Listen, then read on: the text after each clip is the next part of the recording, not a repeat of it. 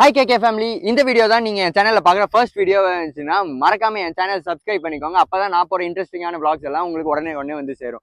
So இந்த vlog எதை பற்றின்னு பார்த்தீங்கன்னா question and answer vlog. So guys, நம்ம யூடியூப்ல 300K ரீச் பண்ணியிருக்கோம். எனக்கு எதுக்கு பாராட்டு விழா? என்ன செஞ்சுட்டேன்னு கேக்குறேன். நான் என் கடமையை தானே செஞ்சேன். இந்த 300K செலிப்ரேட் பண்ற விதமா நான் என்ன பண்ணேன், நான் உங்களோட கொஞ்சம் இன்ட்ராக்ட் பண்ண மாதிரியும் இருக்குன்றதுனால ஒரு கம்யூனிட்டி போஸ்ட் போட்டு, அந்த கம்யூனிட்டி போஸ்ட்ல வந்து கேட்கணும்னு நினைக்கிற கொஸ்டின்ஸ் எல்லாம் அதுல கமெண்ட் பண்ணீங்கன்னா அந்த கமெண்ட்ஸ்ல வந்து படிச்சு உங்களுக்கு ஆன்சர் பண்ற விதமா ஒரு கொஸ்டின் அண்ட் ஆன்சர் vlog வந்து போடுறேன்னு சொல்லியிருந்தேன். சாரு சொன்னாரு இந்த மாதிரி எனக்கு இந்த பாராட்டு விழா எல்லாம் பிடிக்காதுன்னு. அப்புறம் என்ன நீங்க நீங்களும் நிறைய கொஸ்டின்ஸ் கேட்டிருக்கீங்க. அந்த கொஸ்டின்ஸ் எல்லாம் செலக்ட் பண்ணி ஏற்கனவே ப்ரிப்பேர் பண்ணி அதுக்காக ஆன்சர் பண்றதுல வந்து ஒரு மாதிரி நல்லா இருக்காது. இப்பவே கண்ணை கட்டுது. சோ உங்க முன்னாடியே ரேண்டமா எல்லா கொஸ்டின்ஸும் படிச்சு எனக்கு உண்மையாலுமே அந்த ஸ்பாட்ல என்ன தோணுதோன்றத வந்து உங்களுக்கு நான் வந்து ஆன்சர் பண்ண போறேன். வாங்க எல்லாரும் வீடியோக்குள்ள போலாம். போயா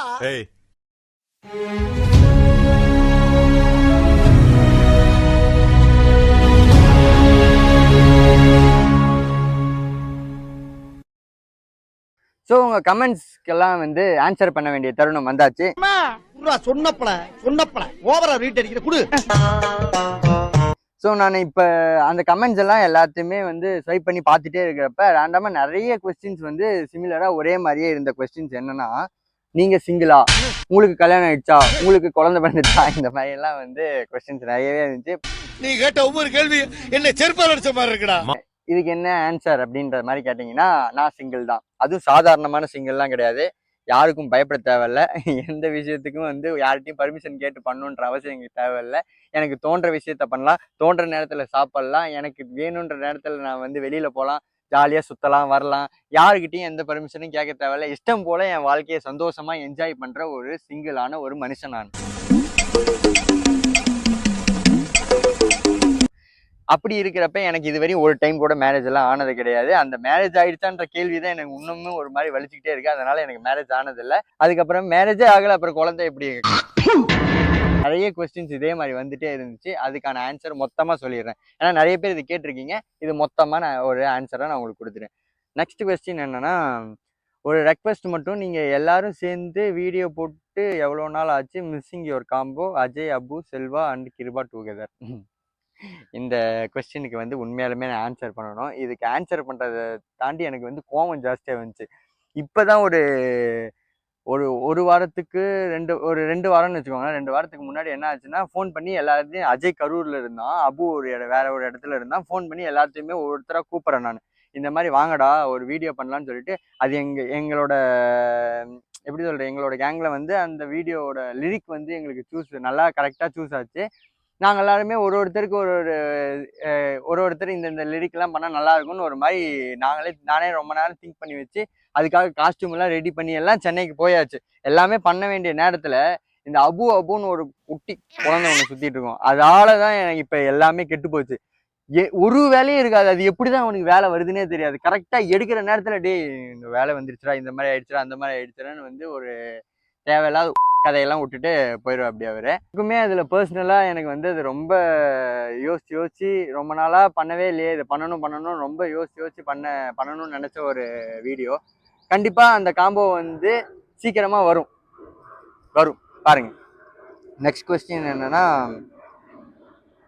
ஹாய் கிருபா, என் மாலதி ஆனந்த், என்னோட டாட்டர் நேம் ஷர்மிகா. நீங்கள் ஒரு ஹாய் சொல்லுங்க. மூவியில் ஆக்ட் பண்ணலான்னு ஐடியா இருக்கா? சீரியல் சான்ஸ் கிடைச்சா கண்டிப்பாக ஆக்ட் பண்ணுவீங்களா?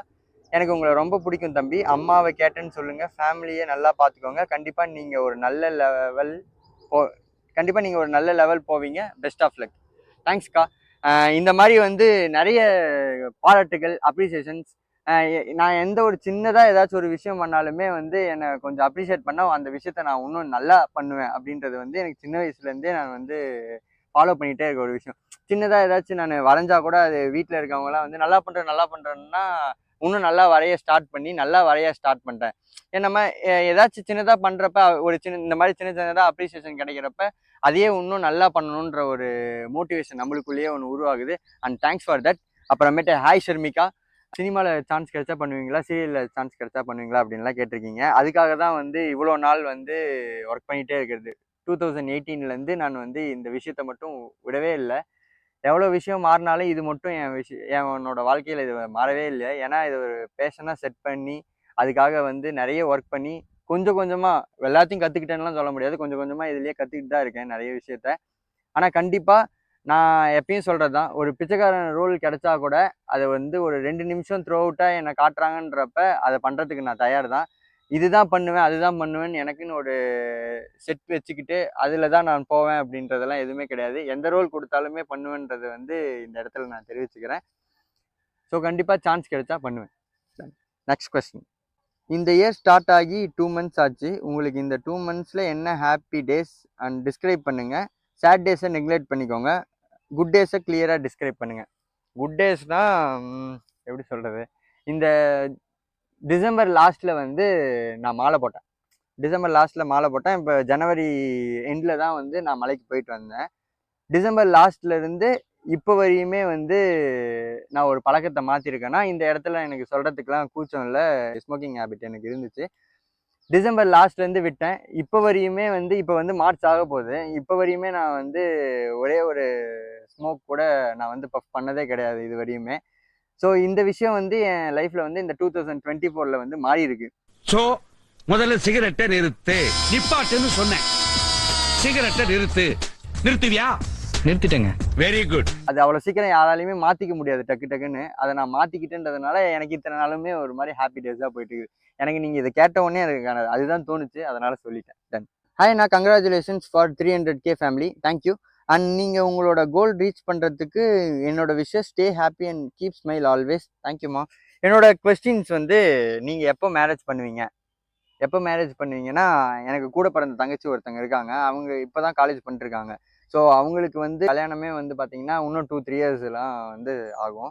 ஸோ அதுக்கப்புறமேட்டு தான் நம்ம கல்யாணங்கிற டாப்பிக்கே நம்ம போனோம். அது வரையும் நம்மளுக்கு கல்யாணன்றது ஒன்று வீட்டில் எடுத்தோம்னா எங்கள் அம்மா வந்து ஏற்கனவே எனக்கு வந்து விவேகானந்தர் பக்கத்தில் எனக்கும் உனக்கும் ஒரு கல் எழுப்பி உனக்கும் ஒரு என்னமோ மண்டபம் கட்டுறேன்னு சொல்லிட்டு இருக்கிறாங்க.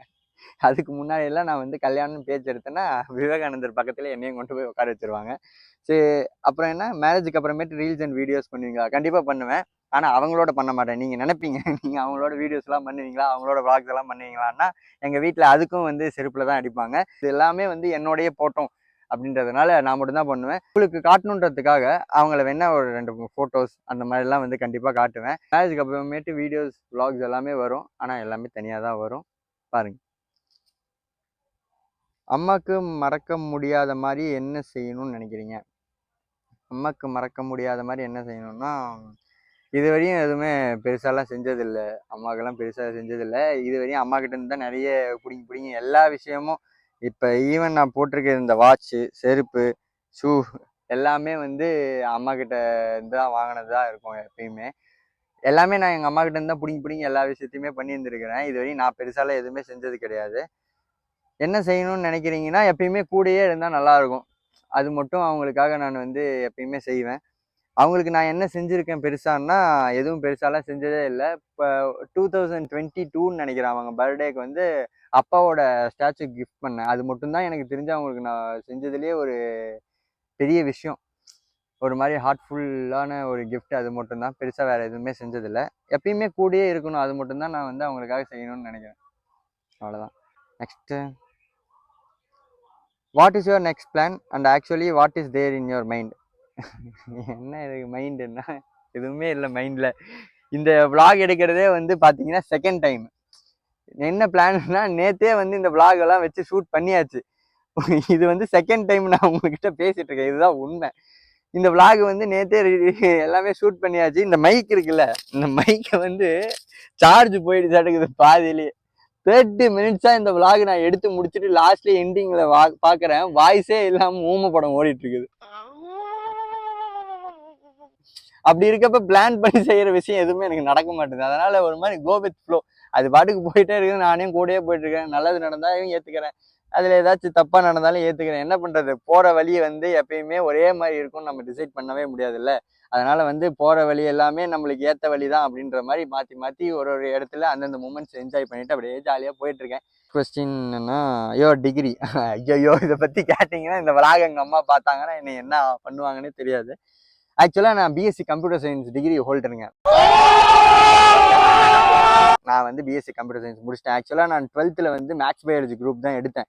எனக்கும் கம்ப்யூட்டருக்கும் 12th நான் எடுத்த கோர்ஸுக்குலாம் சம்மந்தமே கிடையாது. ஆக்சுவலாக விஷுவல் கம்யூனிகேஷன் தான் எடுக்கணுன்றது எனக்கு ரொம்ப நாளாக ஆசை.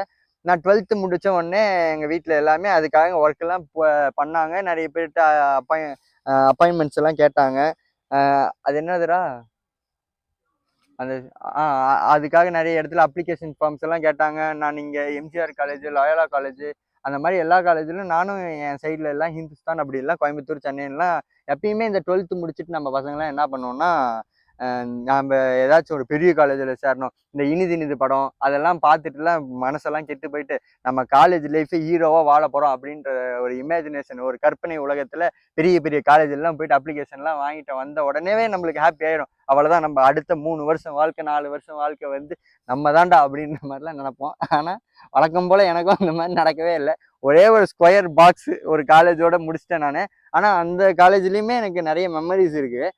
யாருமே அந்த ஸ்கூல் லைஃப், காலேஜ் லைஃப்ஸ் எல்லாமே வந்து கட்டடிச்சு அதை வந்து கெடுத்துக்க வேணான்றதை வந்து நான் இந்த இடத்துல சொல்கிறேன். ஏன்னா அங்கே நம்ம ஸ்பெண்ட் பண்ணுற டைமே வந்து பின்னாடி நினச்சி பார்க்குறப்ப நல்லாயிருக்கும். இது எதுக்காக சொல்கிறேன்னா, நான் வந்து ஆக்சுவலாக ஒரு பிஎஸ்சி கம்ப்யூட்டர் சயின்ஸ் ஹோல்டர். லாக்டவுனில் வந்து எடப்பாடி அண்ணாவோட தயவால் நான் வந்து எப்படியோ வந்து டிகிரி முடிச்சிட்டேன். ஆனால் டிகிரி சர்டிஃபிகேட் ஒன்று அவங்ககிட்ட தான் இருக்குது. 6 மாதம் ஆச்சு, ஒன்றும் போய் வாங்கவே கிடையாது. எங்கள் அம்மா விலாகில் பார்க்குறாங்கன்னா கண்டிப்பாக டிகிரி சர்டிஃபிகேட் வாங்கிடுறோம்மா. உங்கள் ஃப்ரெண்ட்ஸில் யாரோட க்ளோஸாக இருப்பீங்க? யார் உங்களோட சீக்ரெட் பார்ட்னர்? எல்லாருக்குமே என்னோட சீக்ரெட் எல்லாமே தெரியும்.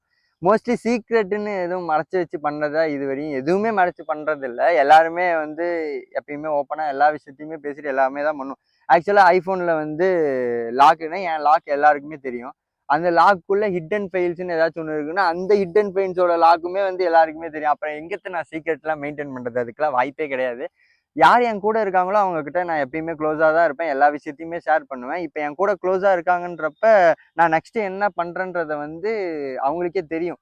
அப்படி இருக்கப்ப எந்த ஒரு சீக்ரெட்டுமே நான் மெயின்டைன் பண்ணதில்லை அவ்வளோவா. அப்படி நான் சீக்ரெட் மெயின்டைன் பண்ணுறேன்னா அது எனக்குள்ளே மட்டும்தான் இருக்கும். என்னை தாண்டி நான் வெளியில் விடவே மாட்டேன். அது என்னோட ஹை லெவல் பர்சனல் அப்படிங்கிறப்ப அது என்னை தாண்டி இது வரையும் யார்கிட்டையுமே நான் சொன்னது கிடையாது. அது நான் அவ்வளோ சீக்கிரம் ஷேர் பண்ணவும் மாட்டேன். அப்படிலாம் சீக்ரெட் ஹோல்டர்ஸ்லாம் வந்து யாருமே கிடையாது. எல்லாருமே கம்ஃபர்ட்டாக இருந்தால் மட்டும்தான் என் கூடயே வச்சுப்பேன்.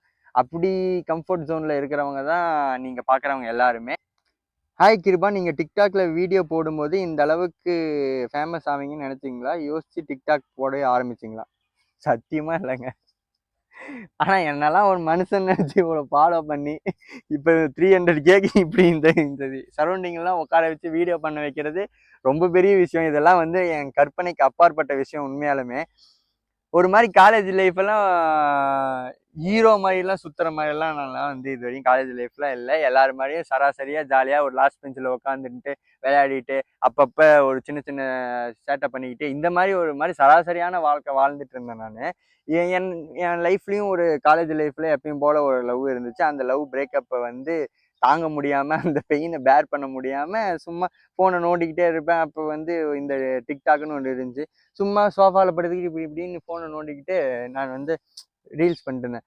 பாரா நம்மளுக்கு கூட நல்லா வருது, காமெடி எல்லாம் பண்ணுவோன்னு சொல்லிட்டு ஒரு வீட்டில் வந்து ஒரு ஜன்னல் இருந்துச்சு. அந்த ஜன்னலில் இப்படி ஃபோனை ப்ளேஸ் பண்ணிவிட்டு இப்படி ஜூம் பண்ணிவிட்டு ஒரு சாங் எல்லாம் பண்ணி போட்டுட்டு இருந்தேன். ஒரு மனுஷன் ஒரு நாளைக்கு 4 ரீல்ஸ் வந்து அப்போல்லாம் வந்து டிக்டாக் வீடியோஸ் தான். ஒரு 4 டிக்டாக் வீடியோஸ் வந்து அப்லோட் பண்ணுறான்றப்ப அவன் எந்த அளவுக்கு அலோனாக பண்ணுறதுன்னு நினச்சிக்கோங்க. அப்படி தான் ஒரு 2 மாதமாக போட்டு விரலோ நெத்திலி மீன் அப்படி வந்து ஒரு சாங்கால் வந்து ட்ரெண்ட் ஆக ஆரம்பித்தேன். அது வந்து ட்ரெண்ட் ஆனன்னு எனக்கு தெரியாது. அதுலேருந்து நிறைய எனக்கு வந்து டிஎம்ஸ் வரும், நிறைய டெக்ஸ்ட் வரும், நிறைய பேர் வந்து க்ரஷ்ன்னுலாம் போடுவாங்க, லவ்னு போடுவாங்க, ஐ லவ் யூ அப்படின்லாம் போடுவாங்க. எனக்கே ஆச்சரியமாக இருக்கும். நான் தானா? இல்லை இந்த ஆப்பில் எல்லாருக்குமே இந்த மாதிரிலாம் வருமா அப்படின்ற தாட்டு தான் ஃபஸ்ட்டெல்லாம் இருந்துச்சு. அதுக்கப்புறமேட்டு தான் இந்த ரீச்சு இதெல்லாம் வந்து ட்ரெண்டிங்கு, நம்ம தான் வந்து ஒரு சில இடத்துலலாம் நம்ம ஃபேஸ் ஃபெமிலியராக தெரியுது அப்படின்றதெல்லாம் வந்து கொஞ்சம் கொஞ்சமாக தான் எனக்கு தெரிய ஆரம்பிச்சிச்சு. ஸோ இதெல்லாம் வந்து ஃபேமஸ் தான் ஆகணும் அப்படின்னு நினச்சி பண்ண விஷயம் இது கிடையாது. First congratulations Kiruba. எப்போ உங்கள் ஃபேன்ஸ் எல்லாம் மீட் பண்ண போகிறீங்க? ஃபேன்ஸ் எல்லாம் மீட் பண்ண போகிறீங்கன்னா மீட்டப் வைக்கிற அளவுக்குலாம் நம்மளுக்கு ஃபேன்ஸ் இருக்குதா என்னன்றதெல்லாம் தெரியாது. ரேண்டமாக ரோட்டில் போகிறப்ப உன்னை எங்கேயோ பார்த்துருக்கேனேடா அப்படின்னு கேட்பாங்க. இல்லை இந்த மாதிரிலாம் பண்ணிட்டு இருக்கேன், பார்த்துருப்பீங்க எப்பயாச்சுன்னு. சரி வா ஒரு ஃபோட்டோ எடுத்துகிட்டு போவோம். அப்படி எடுத்தது தான் ஜாஸ்தி. எனக்கு வந்து இதுக்காக ஒரு ஃபேன்ஸ் மீட்லாம் வச்சு நம்ம வந்து எல்லாரையும் பார்க்குற அளவுக்குலாம் இன்னும் என்ன பண்ணியிருக்கோன்னு தெரியல. ஆனால் கண்டிப்பாக அந்த மாதிரிலாம் பண்ணுவோம் இதுக்கு மேலே. உங்களை எப்படியாவது ஒன் டைம் மீட் பண்ண முடியுமா? ஒரு சின்ன ஆசை இதுக்கு கண்டிப்பாக மீட் பண்ணுறதுக்கான சான்ஸ் கிடைச்சிச்சுன்னா கண்டிப்பாக மீட் பண்ணலாம். நான் எங்கேயும் பெருசாக இருக்க போகிறதில்ல. சேலத்தில் இருப்பேன், இல்லைன்னா சென்னையில் இருப்பேன். இந்த 2 இடத்துல தான் இருப்பேன். மேக்ஸிமம் மீட் பண்ணணும்னு நினைக்கிறவங்க வந்து மீட் பண்ணுவேன் நான். கண்டிப்பாக அந்த சூழ்நிலை இருந்துச்சுன்னா கண்டிப்பாக மீட் பண்ணுவேன். சிங்கிளாக கமிட்டடாக அண்ட் உங்கள் ஒய்ஃப் எப்படி இருக்கணும்னு எக்ஸ்பெக்ட் பண்ணுறீங்க? சிங்கிளாக கமிட்டடாக ஒய்ஃப் எப்படி இருக்கணும்னு எக்ஸ்பெக்ட் பண்ணுறீங்க? ஒய்ஃப் எப்படி இருக்கணும்னு எக்ஸ்பெக்ட் பண்ணுறீங்கன்னா, ஒரு சாங் உண்டு தெரியும்ல எல்லாருக்குமே. 10ஆம் கிளாஸ் படிச்சிருந்தா போதும். அந்த சாங் இருக்குல்ல, அந்த சாங் ஃபுல்லாக கேட்டிங்கன்னா தெரியும். அது ஒரு மாதிரி வைபாக நல்லா இருக்கும். நம்மளுக்கு வந்து அவங்க வந்து அழகாக இருக்கணுன்றதெல்லாம் அவசியமே கிடையாது. என் ஒய்ஃப் வந்து எப்படி இருக்கணும்னு நீங்கள் கேட்டிங்கன்னா, அவள் எனக்கு ஒய்ஃபாக இருக்கணுன்றதை தாண்டி என் ஃபேமிலிக்கு ஒரு பொண்ணா திருப்பி அவங்களுக்கு வந்து எங்கள் அம்மாவுக்குன்னு ஒரு பொண்ணு பிறந்தா, என் தங்கச்சியை தாண்டி ஒரு பொண்ணு பிறந்தா அவள் எப்படி இருப்பாளோ அந்த மாதிரி ஒரு என் ஒய்ஃப் இருந்ததுன்னா போதும். நான் தான் சொல்றேன், ஆல்ரெடி சொல்லியிருக்கேன், எனக்கு 4 அம்மான்னு சொல்லி. எனக்கு வந்து பாட்டி ஒருத்தங்க இருக்காங்க, 2 சித்தி இருக்காங்க, எங்கள் அம்மா இருக்காங்க. அவங்க எல்லாருமே எனக்கு அம்மா தான். எல்லாருமே சின்ன வயசுலேருந்து என்னை பார்த்துக்கிட்டவங்க தான். இவங்க எல்லாருமே ஒட்டுக்கா இருக்கணும்னு எனக்கு ரொம்ப நாளாக ஆசை. நான் எப்படி எல்லாரையுமே சேர்த்து பிடிக்கிறேனோ அதே மாதிரி எனக்கு வரப்போகிற ஒய்ஃபும் எல்லாரையுமே சேர்த்து பிடிக்கிற மாதிரி ஒரு ஒய்ஃப் கிடைச்சிச்சுன்னா எனக்கு வந்து ரொம்ப சந்தோஷம் தான். நீங்கள் ஷார்ட் ஃபிலிம் பண்ணுங்க, எப்போ பண்ணுவீங்க? ஈகர்லி வெயிட்டிங், ப்ளீஸ் வெயிட் பண்ணுறேன்னா. உண்மையை சொல்ல போனால் சத்தியமாக இது வரையும் யாருமே என்னை ஷார்ட் ஃபிலிமுக்கு ஆல்பம் பண்ணலாம் கூப்பிட்டதே இல்லை. நீ என்னடா இவ்வளோ ஆட்டிடியூட் காட்டுற, நீ பண்ணால் ஹீரோவாக தான் படத்தில் தான் பண்ணுவியா அப்படின்னு கேட்குறவங்களுக்காக இந்த பதிவு. என்னை யாருமே இது வரையும் கூப்பிட்டதில்லப்பா. யாருமே இது வந்து பண்ணி கொடுன்னு சொன்னதில்லப்பா. அவங்களுக்காக நான் சொல்கிறேன். பட் நான் பண்ணணும்னு நினைக்கிற விஷயத்த வந்து ரொம்ப நோட் பண்ணி இதுதான் பண்ணணும், இப்படி இருந்தால் தான் பண்ணணும்னு சொல்லி நிறைய நானே திங்க் பண்ணி கொஞ்சம் அதுக்காக ஒர்க் பண்ணி தான் பண்ணுவேன். கண்டிப்பாக அந்த மாதிரி ஒரு நல்ல ஸ்கிரிப்ட் அப்படின்லாம் கிடைக்கிறப்ப கண்டிப்பாக பார்ப்பீங்க. ஒரு நல்ல ஷார்ட் ஃபிலிமாவோ ஒரு நல்ல ஆல்பமாகவும் வந்து உங்களுக்கு விரைவில் கொடுக்குவேன். பார்ப்போம். 4 கொஸ்டின் கேட்டிருக்காங்க. ரீசெண்டாக பார்த்த ஃபேவரட் மூவி வந்து எனக்கு ரொம்ப கனெக்ட் ஆனது வந்து ஹாய் நானா கனெக்ட் ஆச்சு. நெக்ஸ்ட்டு வந்து சிங்கப்பூர் சலூனு, இப்போ லவ்வரு. இது 3மே வந்து இதுவரையும் நான் வந்து நம்ம நிறைய ஃபிலிம் பார்த்துருப்போம். இப்போ ரீசெண்டாக வந்து இந்த ஃபிலிமெல்லாம் வந்து ஒரு மாதிரி நம்மளோட டெய்லி லைஃப்பில் வந்து நடக்கிற மாதிரியே இது 3 கொடுத்துருந்தாங்க. ஹாய் நானா வந்து ஒரு மாதிரி அழுக வச்சிருச்சு. லவ்வர் வந்து நம்மளோட ரியாலிட்டி லைஃப்பை வெளியில் காட்டியிருந்தாங்க. சிங்கப்பூர் சலூன் வந்து ஒரு மாதிரி மோட்டிவேஷனை கொடுத்துச்சு. இந்த 3 மூவி தான் வந்து இப்போதைக்கு ரீசன்ட் ஃபேவரட்டாக இருந்துச்சு. சிங்கிளார் கமிட்டட் சொல்லியாச்சு. ஃபேக் ஃப்ரெண்ட்ஸ் பற்றி சொல்லுங்கள். ஃபேக் ஃப்ரெண்ட்ஸ் எதுக்காக வராங்க அப்படின்னா, நம்மளோட எக்ஸ்பெக்டேஷன்ஸ் வந்து ஸ்பாயில் ஆகிறப்ப தான் இந்த ஃபேக் ஃப்ரெண்ட்ஸே இருப்பாங்க. முடிஞ்ச அளவுக்கு உங்கள் லைஃப்பில் நீங்கள் செல்ஃபிஷாக இருந்து பழகிக்கிட்டீங்கனாலே வந்து இந்த ஃபேக் ஃப்ரெண்ட்ஷிப் வந்து தானாக அவாய்ட் ஆயிடும். எப்போ நம்ம வாழ்க்கையை நம்ம வந்து செல்ஃபிஷாக மூவ் பண்ண ஆரம்பிக்கிறோமோ அப்போ வந்து நம்மளுக்கு வந்து இந்த ஃப்ரெண்ட்ஸ் வந்து ஃபேக் ஃப்ரெண்ட்ஸாக தெரிய மாட்டாங்க. ஏன்னா நம்மளே அப்படி தான் மூவ் ஆகிட்டு இருப்போம். நம்ம ஒருத்தர் மேலே ரொம்ப அளவு கடந்த பாசம் வைப்போம். எப்பயுமே நான் வந்து சொல்கிற விஷயம் என்னென்னா, லவ் பிரேக்கப் வந்து ஒரு பையனுக்கு எவ்வளோ வலி தருதோ அதே அளவுக்கு தான் இந்த ஃப்ரெண்ட்ஷிப் பிரேக்கப்பும் வலி தரும். அந்த மாதிரி இடத்துல நான் நிறைய இடத்துல நின்று இருக்கேன். நான் நின்று ஃபேஸ் பண்ணதுனால உங்கள் எல்லாருக்குமே சொல்கிறேன், அதோட வலியுமே ரொம்ப கொடூரமாக இருக்கும். ஸோ முடிஞ்ச அளவுக்கு ஃப்ரெண்ட்ஸ் கிட்ட வந்து லிமிட்டடாகவே இருந்து பழகிக்கோங்க. ஸோ இந்த மாதிரி நிறைய விஷயத்த என் லைஃப்பில் நான் அனுபவிச்சிருக்கேன். இதெல்லாம் உங்ககிட்ட வந்து சின்ன சின்ன விஷயம்லாம் சொன்னேன்னா வந்து உங்களுக்கு அது குழந்தைத்தனமாக இருக்கும். அதனால தான் உங்ககிட்ட நான் ஓப்பனாக ஒரு ஷார்ட் அண்ட் ஸ்வீட்டாக சொல்லி முடிச்சுக்கிறேன். முடிஞ்ச அளவுக்கு உங்கள் லைஃப்பை நீங்கள் எப்போ செல்ஃபிஷாக வாழ பழகுறீங்களோ அப்போ இந்த ஃபேக் ஃப்ரெண்ட்ஸ் எல்லாம் உங்களை வந்து ஹர்ட் பண்ணாது.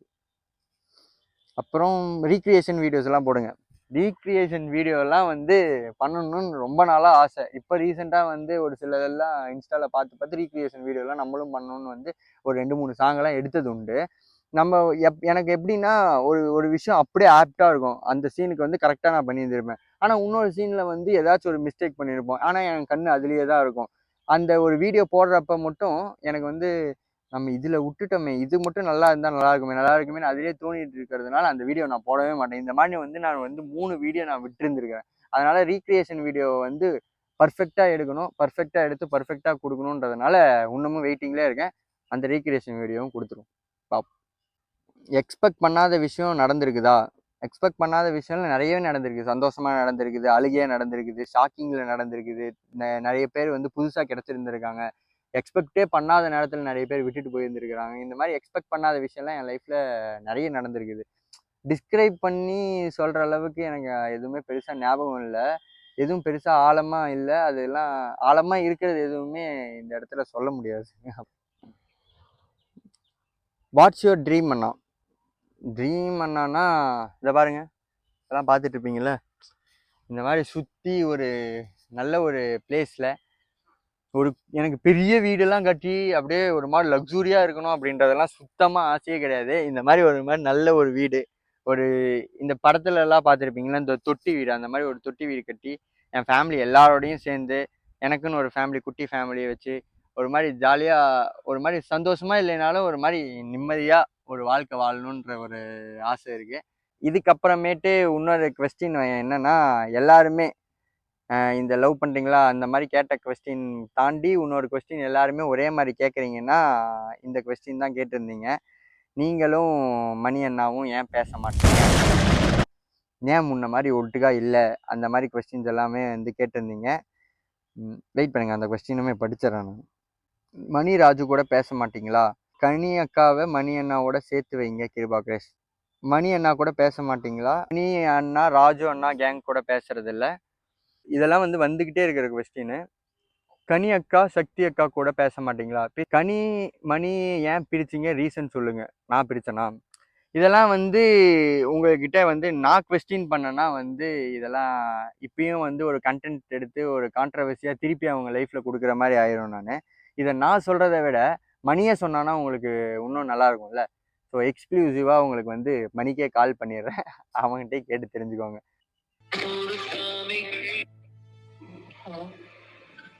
மணி தனியாக இருக்க? வேலையா இருக்கியா? வேலையா இருக்கியா?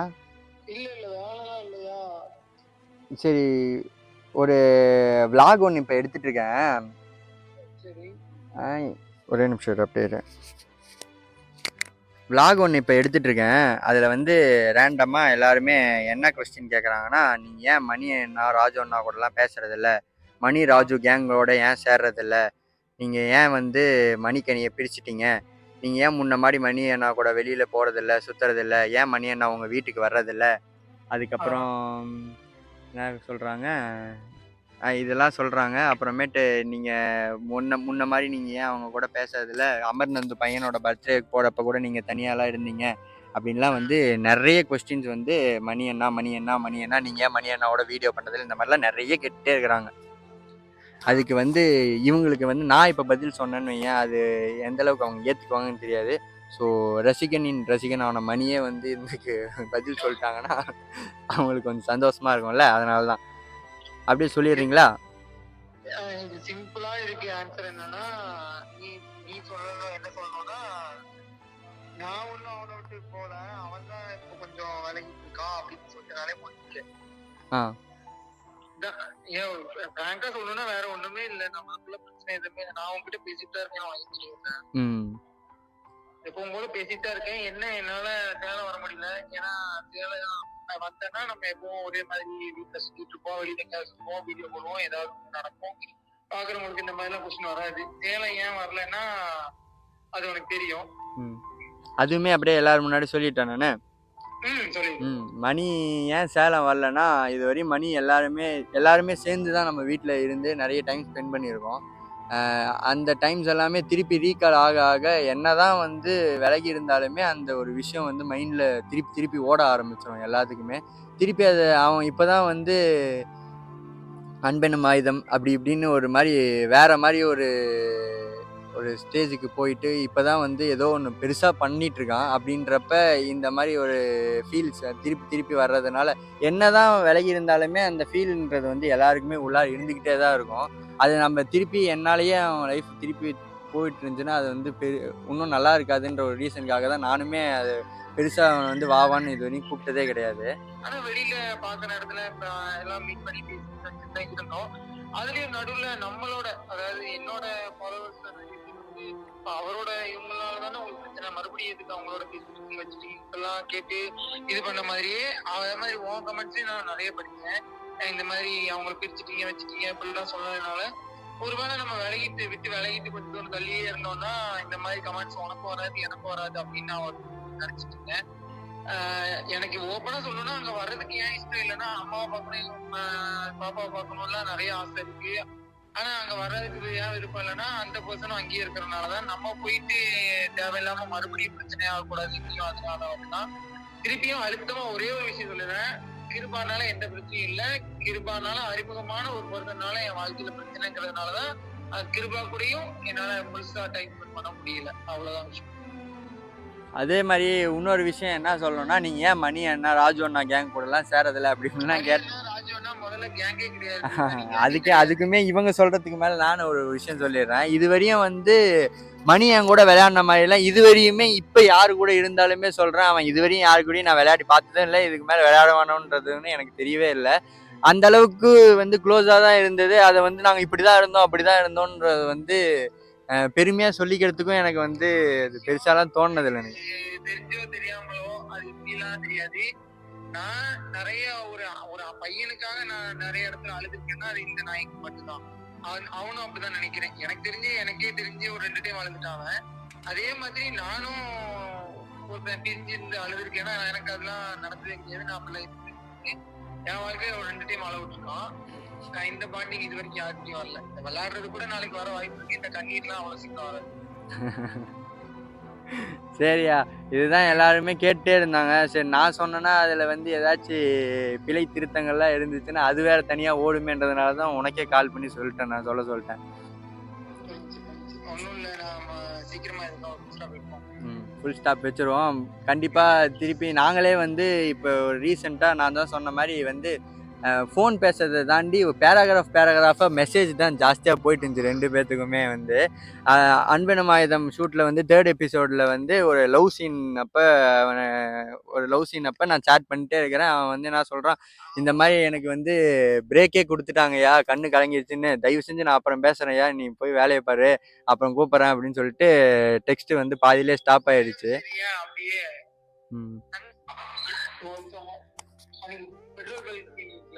பெட்ரோல் பங்க்ல இருந்து கிருபாட்டு பேசிட்டு இருக்கும்போது நான் எப்படி ரொம்ப என்ன ஆச்சு நம்ம பெட்ரோல் பங்க்ல நிக்கும் போது. ஆமா அதுவா அதான்க்கா, நீங்க தனியா நின்றுருப்பீங்க. அதான் நான் தனியா நின்றுட்டு இருப்பீங்க. நீங்க அப்ப நான் பார்த்து திடீர்னு பார்த்தா கண் கலங்கிடுச்சு. என்னன்னு கேட்டா அந்த மெசேஜ் எல்லாம் பார்த்துட்டு இதெல்லாம் படிக்கும் போது கண்ணீர் வந்து அழுது. கேட்டியா, இவனுக்கு தான் கொஞ்ச நேரம் கழிச்சு எடுத்துக்கலாம் அப்படின்னு சொல்லிட்டு அனுப்பிச்சு விட்டாங்க. ஆனா கண்டிப்பா நீங்க கேட்ட கேள்விக்கு எல்லாமே வந்து அவன் ஆன்சர் பண்ணிருப்பான்னு நினைக்கிறேன். சரியா, சரி நீ பாரு, நான் முடிச்சுட்டு கூப்பிடுறேன். பாய். இவ்வளவுதான் நடந்துட்டு இருக்கு. என்ன ஒரு விஷயம்னா, இவன் சொன்னதெல்லாம் தாண்டி சேர்ந்து நிறைய மூமெண்ட்ஸை என்ஜாய் பண்ணதுனால திருப்பி அந்த மெமரிஸை மட்டும் என்றைக்குமே யாராலையுமே மாற்றிக்கவே முடியாது. இதை வந்து நான் திருப்பி போட்டு கான்ட்ரவர்சியாக கொண்டு போகிறதுக்கு நான் விரும்பலை. எல்லாருமே வந்து கமெண்ட்ஸ்லாம் வந்து ஒருத்தரோட வாழ்க்கையை பிடிச்சிட்டேன்னு சொல்கிறப்பெல்லாம் வந்து எனக்கு ஒரு மாதிரி ரொம்ப கஷ்டமாக இருக்கும். ஆனால் நான் அந்த மாதிரி அவங்கள பார்த்ததே கிடையாது. அம்மாவுக்கு வந்து கனி வந்து ஒரு பொண்ணு மாதிரி இருந்தா, அப்படிதான் இருந்தாங்க. மணியுமே ஒரு பையன் மாதிரி தான். ஒரு மாதிரி எனக்கு தெரிஞ்சு இப்போ வரையுமே நான் ரொம்ப நம்புறதே வந்து அந்த கண்ணு பட்டுருச்சுன்றது வந்து முழுசாக நான் இப்போ அதுதான் அதை சொல்லி தான் நான் நானே தேர்த்திக்கிட்டே இருப்பேன் நான். ஏன்னா அந்த அளவுக்கு நான் எல்லாருமே சேர்ந்து வெளியில எல்லாம் போயிட்டு நிறைய சந்தோஷமான நாட்கள்லாம் வந்து மெமரிஸில் இருக்குதுன்றதுனால அது மோஸ்ட்லி இது எல்லாமே வந்து கண்ணுப்பட்டு தான் ஆன மாதிரி எனக்கு இப்போ வரையுமே நானே என்னை தேர்த்திக்கிட்டே இருக்கேன் நான். ஆனால் இந்த ஒரு பாண்டை வந்து லைஃப்பில் வந்து என்றைக்குமே எந்த எல்லைக்கு போனவுமே மறக்காது. அந்த மாதிரி ஒரு பாண்ட் கண்டிப்பாக இதெல்லாம் வந்து சீக்கிரமே மாறணும். திருப்பி என்னோடய ப்ரேயர்ஸில் இவங்க எப்பயுமே இருந்துகிட்டே இருப்பாங்க. மாறிடுச்சுன்னா எல்லாமே இதெல்லாம் வந்து ஒரு கனவாக போயிடுச்சுன்னா தூங்கி எந்திரிச்ச உடனே இதெல்லாம் கனவு தானா, நான் கூட உண்மைன்னு நினச்சிட்டேனே அப்படின்னு நம்ம நினைக்கிற கனவா இதெல்லாம் போயிடாதான்னு நிறைய நாள் நான் வந்து வேண்டியிருக்கேன். பார்ப்போம். இதுக்கு மேலே பேசணுன்னா அப்படியே கண்ணுகின்னெல்லாம் கலங்கி தேவையில்லாமல் விலாக் வந்து ஒரு மாதிரி சென்டிமெண்டலாக போயிடும். ஸோ இதோட வந்து இந்த விலாகை நம்ம கம்ப்ளீட் பண்ணிக்கலாம். திருப்பி நெக்ஸ்ட்டு இந்த மாதிரி ஒரு இன்ட்ரெஸ்டிங்கான விலாகில் வந்து உங்களை சந்திக்கும் வரை this is bye from Kiruba Chris. Tata bye all bye.